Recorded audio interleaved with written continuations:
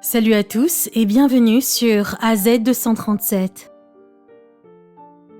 Aujourd'hui, nous vous présentons l'une des affaires de meurtre les plus folles de tous les temps, dans laquelle un certain Anthony Todd a tué sa femme, ses 3 enfants et le chien de la famille et a gardé les cadavres dans la maison pendant des semaines. Regardons cette sombre histoire. Mais avant de commencer, j'aimerais vous rappeler qu'après avoir regardé cette vidéo, vous pouvez faire un tour sur notre chaîne pour découvrir de nombreuses histoires, à la fois incroyables, intéressantes et émouvantes. Et n'oubliez pas de vous abonner à la chaîne et d'activer la cloche de notification si vous êtes nouveau parmi nous. L'histoire déchirante du meurtre de la famille Todd est déplaisante et inoubliable. La famille Todd semblait être la famille parfaite. Une belle femme, un mari généreux et 3 beaux enfants, ainsi qu'un chien. Anthony Todd, âgé de 44 ans, a assassiné sa femme Megan Todd, âgée de 42 ans, son fils Alec, âgé de 13 ans, Tyler, âgé de 11 ans, et Zoé, âgée de 4 ans, ainsi que leur chien. Anthony et Megan étaient tous deux kinésithérapeutes. Anthony dirigeait une entreprise de kinésithérapie à Colchester, dans le Connecticut, une ville située à environ 40 km au sud-est de Hartford. Il avait installé sa famille à Celebration, en Floride, juste à côté d'Orlando. Il gérait son entreprise à Colchester et faisait la navette jusqu'à Celebration. Il travaillait du lundi au vendredi et voyageait les week-ends pour être avec sa famille. De l'extérieur, tout semblait parfait et idéal. Mais ce qui se passait à l'intérieur était terrible. En avril 2019, Anthony a fait l'objet d'une enquête du FBI parce qu'il avait des allégations selon lesquelles son entreprise de physiothérapie s'engageait dans un système de fraude aux soins de santé et aux assurances privées. Cela impliquait la soumission de réclamations frauduleuses pour des séances de physiothérapie au programme Medicaid du Connecticut. Il était accusé d'avoir facturé des dizaines de milliers de dollars à Medicaid en leur facturant des rendez-vous qui n'avaient jamais eu lieu. Sa licence de kinésithérapeute était expirée et il ne l'avait pas renouvelée. Arrêté, il a déclaré à la police que Megan n'avait rien à voir avec sa fraude à la facturation et qu'elle n'en savait rien. L'entreprise d'Anthony était déjà en train de sombrer et il était financièrement détruit. Il était confronté à une grave crise financière et était également endetté à hauteur de 200 000 dollars au moment des meurtres. Les loyers de sa maison étaient également dus. Son entreprise était fermée depuis Thanksgiving. Après le 26 décembre 2019, les proches et les amis ont perdu contact avec la famille Todd. Ils n'avaient pas pu voir les enfants et Megan, ni même leur parler au téléphone.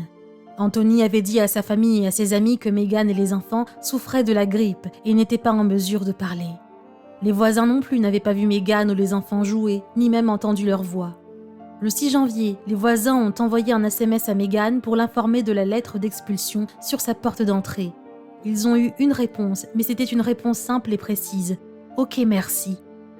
Le 13 janvier 2020, cela faisait plusieurs semaines qu'aucun parent ou ami de la famille Todd n'avait eu de nouvelles de celle-ci. Il l'appelait, mais ne recevait aucune réponse. La famille a commencé à s'inquiéter pour eux et elle a contacté les autorités policières pour faire une vérification à propos de la sécurité des Todd. D'autre part, le crime de Todd dans le système de facturation frauduleuse avait été confirmé et les autorités ont frappé à sa porte avec son mandat d'arrêt. La porte de la maison à 2 étages n'était pas verrouillée et la police est entrée. Lorsque la police fouillait le premier étage de la maison, Todd a descendu les escaliers du 2e étage et à la question de la police concernant sa famille, il leur a dit que Megan et les enfants dormaient à l'étage, dans la chambre principale et ne devaient pas être dérangés. Mais la police n'a pas entendu cela de cette oreille. Ils sont montés et ont trouvé les 4 cadavres en décomposition de la famille de Todd et un chien mort dans la chambre principale. Megan était sur le lit, tandis que Zoé était enveloppée dans une couverture au pied de Megan et Alec et Tyler étaient enveloppés dans une couverture sur le matelas qui était sur le sol. En prenant en considération la situation de la pièce, il semblait qu'Anthony dormait à côté du cadavre de Megan sur le lit. Il vivait avec les cadavres de sa famille depuis quelques semaines. Cet état de choses montrait à quel point il était une personne malade. L'état de décomposition des corps indiquait qu'ils étaient morts depuis plus de 2 semaines maintenant. Anthony a été arrêté à ce moment précis. Il a coopéré et avoué avoir assassiné sa femme et ses enfants. Le rapport d'autopsie a montré que tous les membres de la famille avaient été drogués avec une quantité létale de Benadryl. Outre le Benadryl, Alec et Tyler avaient tous deux été poignardés. Megan avait également reçu 2 coups de couteau dans l'abdomen. Lors de son arrestation, Anthony a déclaré qu'il avait lui-même pris une certaine quantité de Benadryl pour tenter de se suicider. Les autorités l'ont envoyé à l'hôpital pour y être soigné. La quantité de Benadryl qu'il avait prise ne lui avait fait aucun mal et il a donc été renvoyé au poste de police pour un complément d'enquête.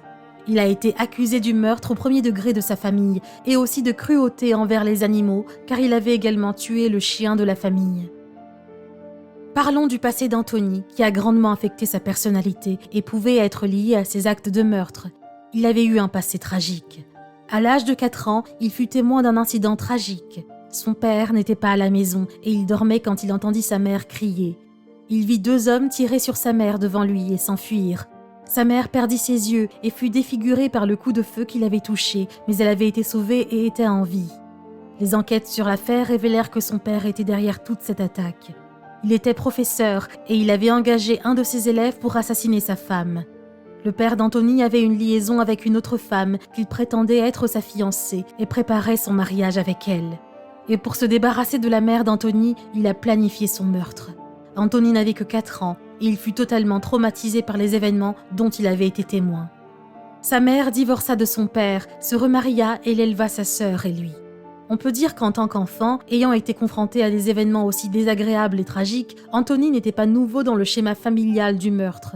Son passé s'était sûrement reflété dans ses actes futurs. Lorsqu'il a été arrêté en janvier, il a avoué avoir tué sa famille et en a assumé la responsabilité jusqu'en juin 2020. En juin 2020, en attendant le procès, il a écrit une lettre de 27 pages à son père. Le même père qui avait tenté de tuer sa mère et qui était maintenant sorti de prison. Dans sa lettre, Anthony a déclaré qu'il était innocent à 100% et que celle qui avait tué ses enfants était sa femme, Megan. Il a ajouté que Megan avait déjà tenté de tuer les enfants et elle-même plusieurs fois auparavant et que cette fois, elle avait réussi. D'après ce qu'Anthony a écrit dans la lettre, Megan l'avait supplié de la laisser mourir. Il a déclaré que Megan avait tué ses enfants et lui avait donné comme raison qu'elle avait libéré leurs âmes. Anthony a affirmé que son seul crime était d'être un bon mari, car il soutenait et protégeait sa famille de sa femme mentalement déséquilibrée. Celle-ci souffrait de la maladie de Lyme et de dépression depuis des années, jusqu'à ce qu'elle abandonne et se suicide après avoir tué sa famille. Il a affirmé qu'il n'avait pas appelé les autorités parce que Megan l'avait supplié de la laisser mourir et après qu'elle se soit poignardée 2 fois, il a porté son cadavre dans la chambre principale et les a tous allongés dans la même pièce, couvrant leur corps de plusieurs couvertures pour les garder au chaud. Il a également écrit dans sa lettre que la police le maltraitait, bien qu'il était totalement innocent. Il a déclaré n'avoir rien dit avant parce que ses avocats lui avaient interdit de dire la vérité. À mon avis, il est clair qu'Anthony essayait de faire porter à sa femme décédée la responsabilité du crime dont il était responsable, parce qu'il savait que Megan n'était pas là pour se défendre, elle était morte. Il voulait donc lui faire porter le chapeau pour échapper à sa sentence. Tout cela nous rappelle un cas similaire, celui de Chris Watts. Chris avait également accusé sa femme du meurtre de ses enfants et avait tenté de s'en sortir en rejetant toute la faute sur elle, qui n'était pas là pour se défendre. Dans ce cas, Anthony faisait la même chose. Mais voyons quelle tournure va prendre l'affaire, et lorsque le procès commencera, de plus amples détails feront surface, dissipant ainsi les derniers doutes subsistant à ce propos. Le motif du meurtre d'Anthony était clair, il était désespéré. Sa vie s'écroulait et il était financièrement détruit.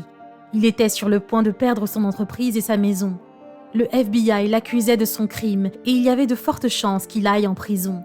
Avec son passé pas si agréable, tous ces événements l'avaient conduit à prendre la mesure la plus inhumaine qu'on puisse prendre, résultant sur le meurtre de sa propre famille.